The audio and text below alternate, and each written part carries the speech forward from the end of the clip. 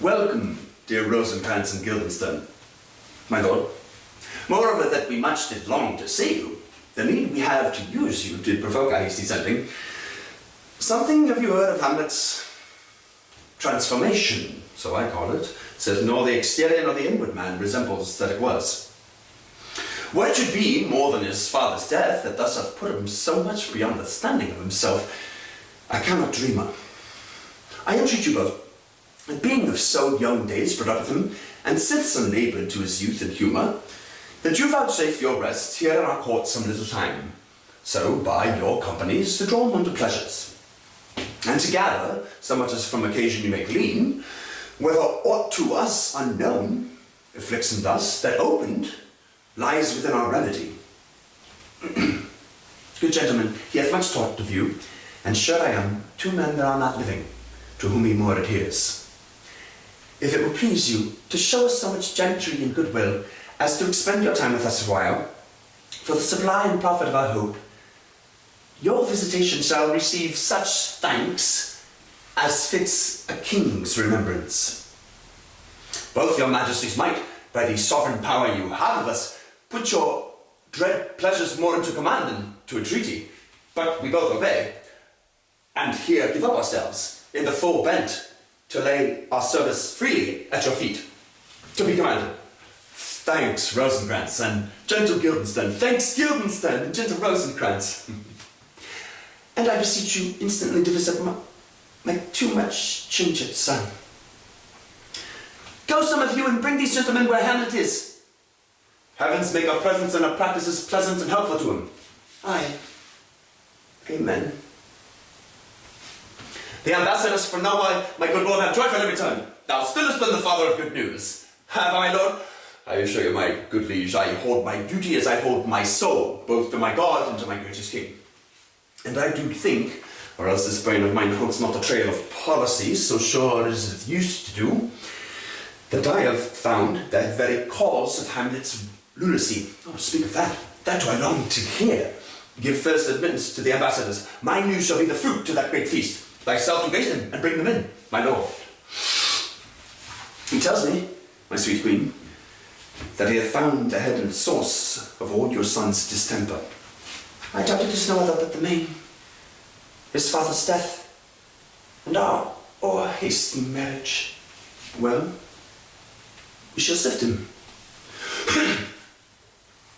Welcome, good friends, my lord, say Vortiman, wife from our brother Norway. Most fair return of greetings and desires. Upon our first, he sent out to suppress his nephew's letters, which to him appeared to be preparation against the Polack, but better looked into, he truly found it was against your highness. Whereat, grieved that so his sickness, age, and impotence was falsely borne in hand, sends out arrests on Fortinbras, which he in brief obeys. Receives rebuke from Norway, and in fine, makes vow before his uncle nevermore to give the essay of arms against your majesty. Whereon old Norway, overcome with joy, gives him 3,000 crowns in annual fee, and his commission to employ those soldiers, so levied as before, against the Polack, with an entreaty, herein further shown, that it might please you to give quiet pass to your dominions for his enterprise, on such regards of safety and allowance as therein are set down. It likes as well. And at our more considered time, we'll read out and think upon this business. Meantime, we thank you for your well-took labour. Go to your rest. At night we'll feast together. Most welcome home, my lord. This business is very well ended. My liege and madam, to expostulate what majesty should be, what duty is, why day is day, night, night, and time with time, were nothing but to waste night, day, and time. Therefore, since brevity is the soul of wit, and tediousness the limbs and outward flourishes, I will be brief. Your noble son is mad. Mad call I it, for to define true madness, what is to be nothing else but mad. But let that go. More matter, with less art. Madam, I swear I use no art at all. That he is mad, 'tis true. 'Tis true, 'tis pity, and pity 'tis true. A foolish figure, But farewell it, for I will use no art. Mad let us grant him then, and now remains that we find out the cause of this effect, or rather say the cause of this defect, for this effect defective comes by cause. Thus it remains, and the remainder thus. Append. I have a daughter, have was she is mine, who in her duty and obedience mark hath given me this. Now gather and surmise. To the celestial and my soul's idol, the most beautified Ophelia. It's an ill phrase, vile phrase. Beautified is a vile phrase. But you shall hear these in her excellent white bosom, these, etc. Came this from Hamlet to her? Good madam, stay a while, I will be faithful. Doubt that the stars are fire, doubt that the sun doth move, doubt truth to be a liar, but never doubt I love. Oh, dear Ophelia, I am ill at these numbers, I have not aught to reckon my groans, but that I love thee best, oh, most best, believe it, adieu. Thine evermore, most dear lady, whilst this machine is to him, Hamlet. This in obedience hath my daughter shown me, and more about the solicitings that they fell out by time, by means, and place, all given to mine ear. But how hath she received his love? What do you think of me? As of a man faithful and honourable, I would fain prove so. But what might you think? When I had seen this hot love on the wing, as I proceeded, I must tell you that before my daughter taught me, what might you all, my dear mistress, your queen, here think, if I had played the desk or table book, or give my heart a winking, mute and dumb, or looked upon this love with idle sight, what might you think? No, I went round to work, and my young mistress thus I did bespeak, Lord Hamlet is a prince, out of thy star, this must not be. And then I precepts gave her, that she should lock herself from his resort, admit no messengers, receive no tokens, which done, she took the fruits of my advice, and he, repulsed, a short tale to make, fell into a sadness, then into a fast, then to a watch, then to a weakness, then to a lightness, then dankness declension, into the madness wherein now he raves, and all we well for. Do you think 'tis this? It may be. Very like. Hath there been such a time? I'd fain know that. But I have positively said 'tis so, and it proved otherwise. Not that I know. Take this from this, if this be otherwise. If circumstances lead me, I will find where truth is hid, though it were hid indeed within the centre. How may we try it further? You know sometimes he walks 4 hours together here in the lobby. So he does indeed. At such a time, I'll loose my daughter to him. My lord, be you and I behind an arras, then mark the encounter. If he love her not, and be not fallen into reason fallen thereon, let me be no assistant for a sake, but keep a farm and carters. We will try it. But look, we're sadly the poor witch comes reading. Away, and to beseech you both away. I'll broad him presently. Oh, give me leave, the very one. Come.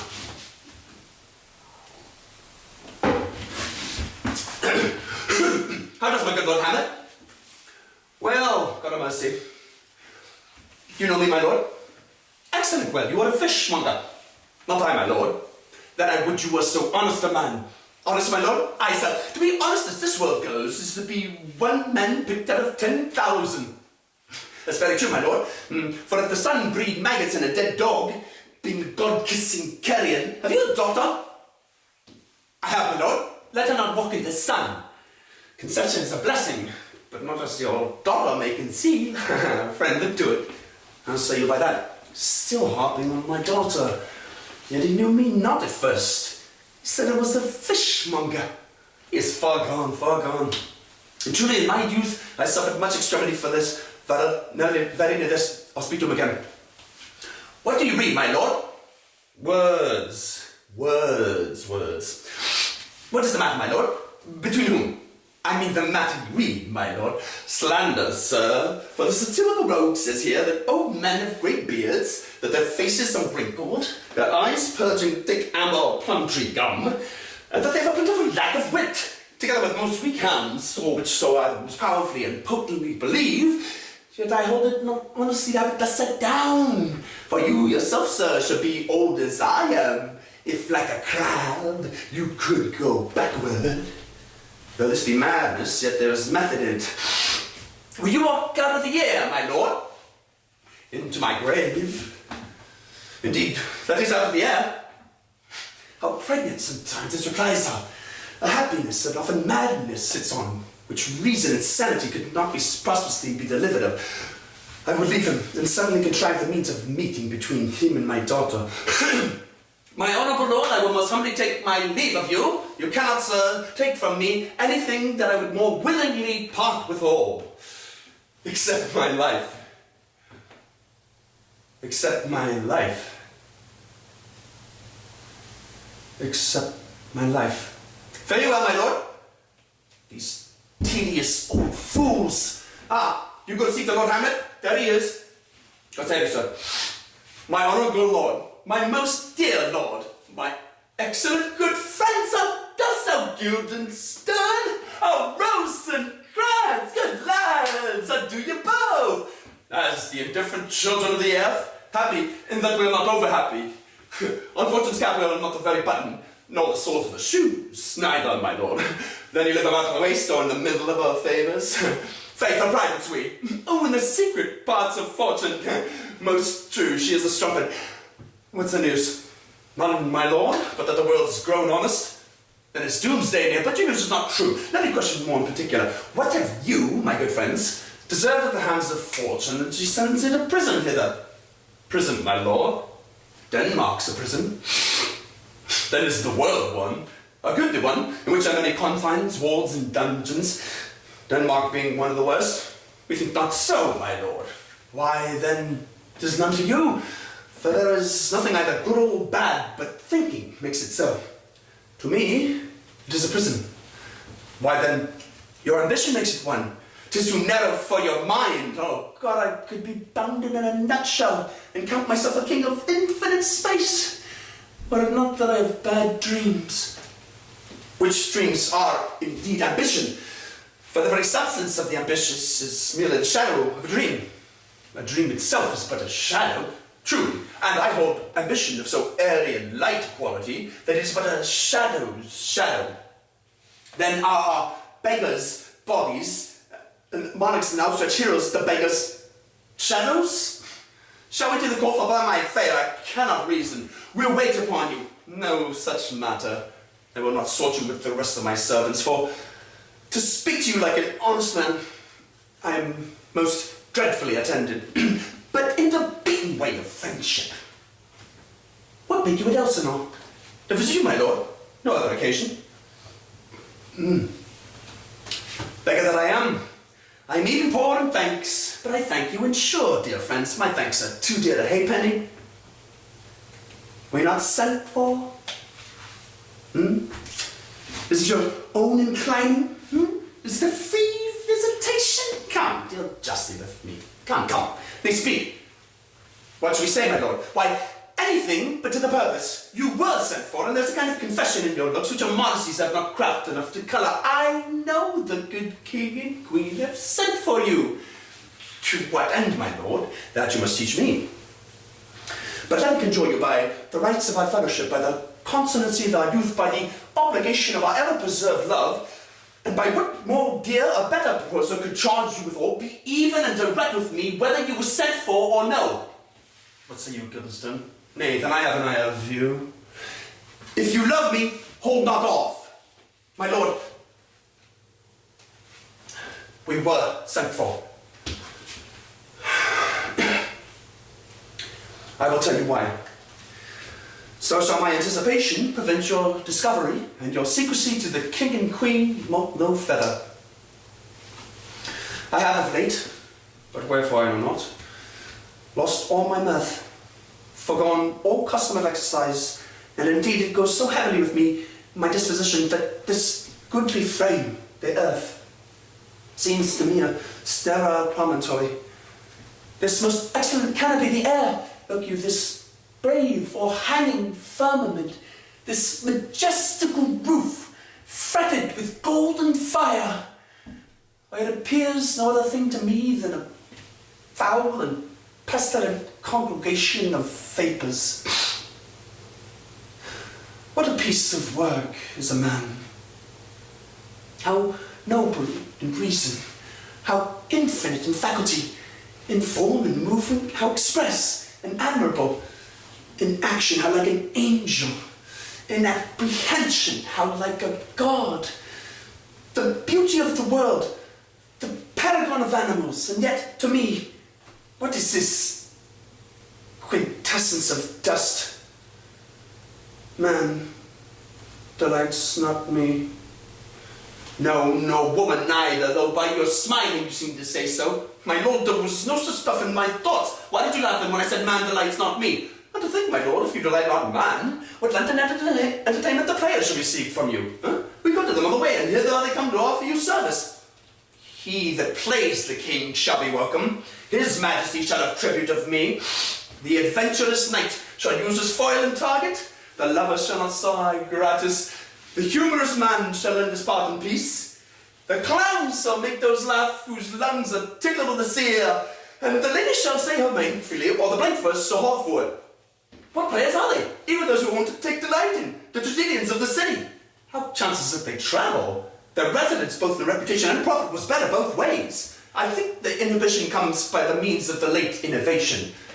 Do they hold the same estimation they did when I was in the city? Are they so followed? No, indeed they are not. How comes it they grow rusty? Nay, their endeavour keeps in the wonted pace.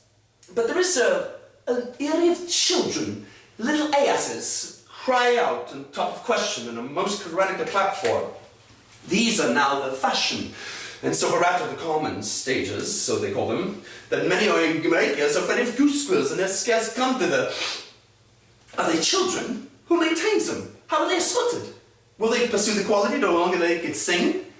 Will they not say afterwards, if they should go themselves to be common players, as it is most like, if their means are not better, their writers do them wrong to make them exclaim against their own succession? Faith has been much to do on both sides, and the nation holds it no sin to tell them into controversy.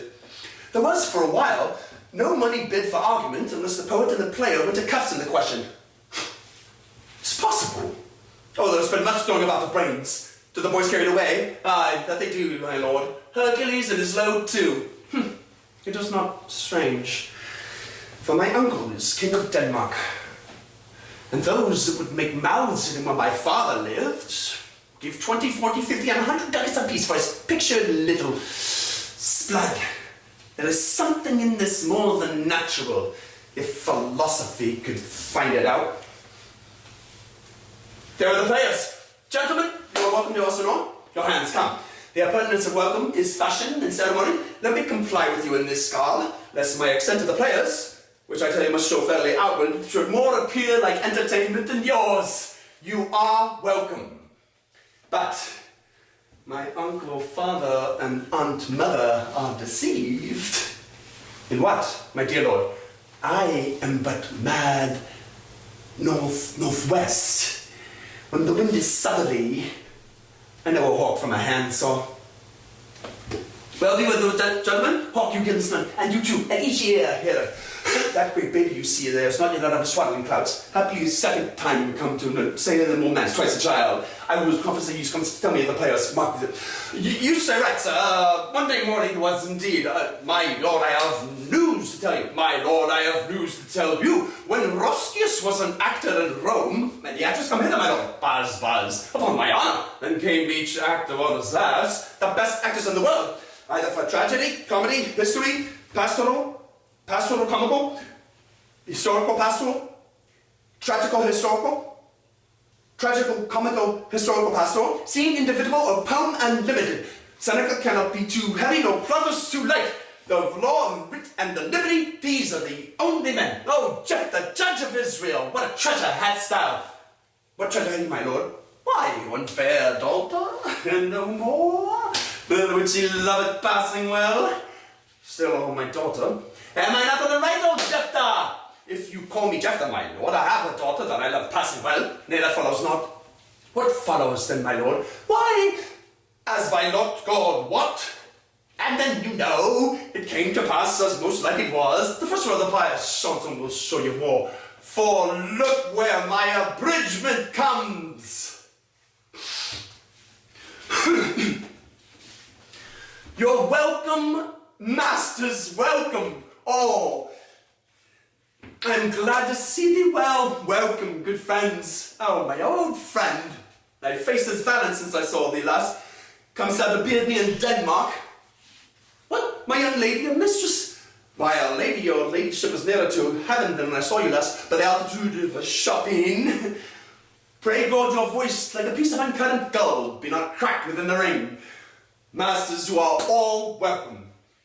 We'll into it, like French falconers, fly at anything we see. Whatever speaks straight. Come, give us a taste of your quality. Come, a passionate speech. What speech, my dear lord? I heard to speak me a speech once, but it was never acted. Well, if it was, not above once. For the play I remember pleased not a million. 'Twas caviare to the general. But it was, as I received it, and others whose judgment such matters cried in the top of mine, an excellent play, well digested in the scenes, set down with as much modesty as cunning. I remember once that there were no salads in the lines to make the matter savoury, nor no matter in the phrase that might indict the author of affectation, but called it an honest method, as wholesome as sweet, and by very much more handsome than fine. One speech in it chiefly loved, 'twas Aeneas' tale to Dido, and thereabout of it, especially when he speaks of Priam's slaughter. If it live in your memories, begin at this volume. Let me see. Let me see. The rugged Pyrrhus, like the Hyrcanian beast. No, it is not so. It begins with Pyrrhus. The rugged Pyrrhus, he whose sable arms, black as the purpose did the night resemble, when he lay couched in the ominous horse, hath now this dread and black complexion smeared with heraldry more dismal. Head to foot now is he total ghouls, horribly tricked with blood of fathers, mothers, daughters, sons, baked in and pasted with the parching streets, that lend a tyrannous and damned light to their vile murders, roasted in wrath and fire, and or sized with coagulate gore, with eyes like carbuncles, the hellish Pyrrhus, old grandsire Priam seeks. So, proceed you. For God, my lord, well spoken, with good accent and good discretion. Anon he finds him, striking too short, it creaks. His antique sword, rebellious to his arms, lies where it falls, repugnant to command. Unequal matched, Pyrrhus at Priam drives, in rage strikes wide, but through the whiff and wind of his fell sword, the unnerved father falls. Then senseless Ilium, seeming to feel this blow, with flaming top, stoops to his base, and with a hideous crash, takes prisoner Pyrrhus' ear. For lo, his sword, which was declining on the milky head of Reverend Priam, seemed in the air to stick. So, as a painted tyrant, Pyrrhus stood, and, like a neutral to his will and matter, did nothing. But, as we often see against some storm, the silence of the heavens, the rock stands still, the bold wind speechless, and the orb below us hushes death. Anon, the dreadful thunder doth rend the region. So, after Pyrrhus' pause, aroused vengeance slits him newer work, and never did the Cyclops' hammers fall on Mars' armor forged, and for proof return with less remorse than Pyrrhus' bleeding sword now falls on Priam. Out, out, O strumpet fortune! All you gods and general synod, take away her power, break all the spokes and fellies from the wheels, and bowl the nave down the hill of heaven, as though it's to the fiends. This is too long. It shall to the barbers with your beard. Prithee, say on. He's for a jig or a tale of bawdry, or he sleeps. Say on, come to Hecuba. But who had seen the Moblid Queen? Moblid Queen. That's good. Moblid Queen is good. Shh! Run barefoot up and down, threatening the flames with prison broom. A clout upon that head where late the diadem stood, and for a robe about a lanken or dreamer loins, a blanket in the alarm of fear caught up. Who this had seen, with tongue in venom steeped, gainst fortune's state with treason had pronounced. But if the gods themselves did see her then, when she saw Pyrrhus make malicious sport in mincing with the sword her husband's limbs, the instant burst of clamour that she made, unless things mortal move them not at all, would have made milch the burning eyes of heaven, and passion in the gods. Oh, Aquarius got turned his colour, and his tears in his eyes. Pray you no more. 'Tis well. I'll have thee speak out the rest soon.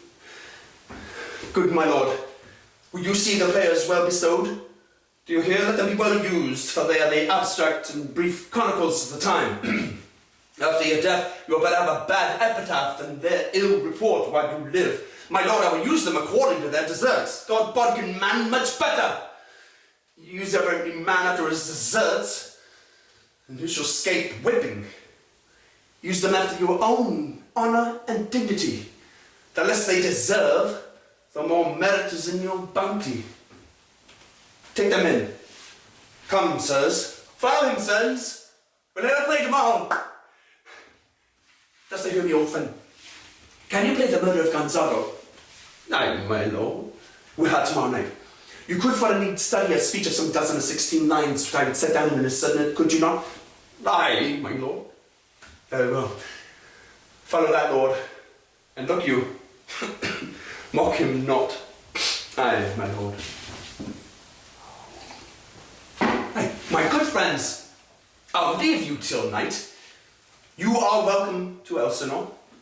Good, my lord. Aye, so, God by you. Now I'm alone. Oh, what a rogue and peasant slave am I. Is it not monstrous that this player here, but in a fiction, in a dream of passion, could force his soul so to his soul conceit that from her working all his visage wand, tears in his eyes, distraction in his aspect, a broken voice, and his whole function suiting with forms to his conceit, and all for nothing, for Hecuba. What's Hecuba to him, or he to Hecuba, that he should wait for her? What could he do that he the motive and a cue for passion that I have? He would drown the stage in tears, cleave the general ear with horrid speech, make mad the guilty and appall the free, confound the ignorant and amaze indeed the very faculty of eyes and ears. Yet I, a dull and muddy-meddled rascal, peak like John of Dreams, unpregnant of my cause, and can say nothing, no, not for a king, upon whose property and most dear life a damned defeat was made. Am I a coward? Who calls me villain? Breaks my painted cross, plucks off my beard and blows it in my face, tweaks me by the nose, gives me the lie as though as deepest to the lungs. Who does me this, huh? Soon I should take it, for it cannot be but I'm pigeon-livered and lack gall to make oppression bitter, or ere this I would have fatted all the raging kites with this slave's awful, bloody, bawdy villain, remorseless, treacherous, lecherous, kindless villain. Oh, vengeance!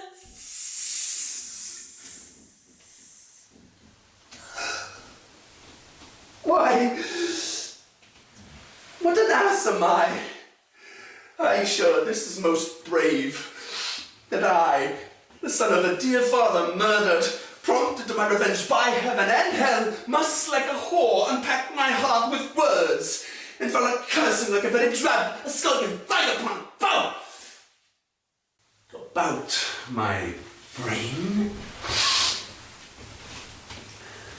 I have heard that guilty creatures sitting in a play have by the very cunning of the scene been struck so to the soul that presently they have proclaimed their malefaction, for murder, that would have no tongue, will speak with most miraculous organ. A lot of these players play something like the murder of my father before mine uncle. I'll observe his looks. I'll turn him to the quick.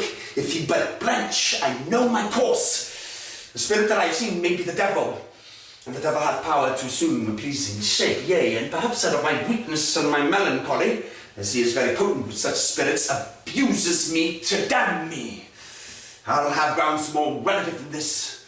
The play's the thing, wherein I'll catch the conscience of the king.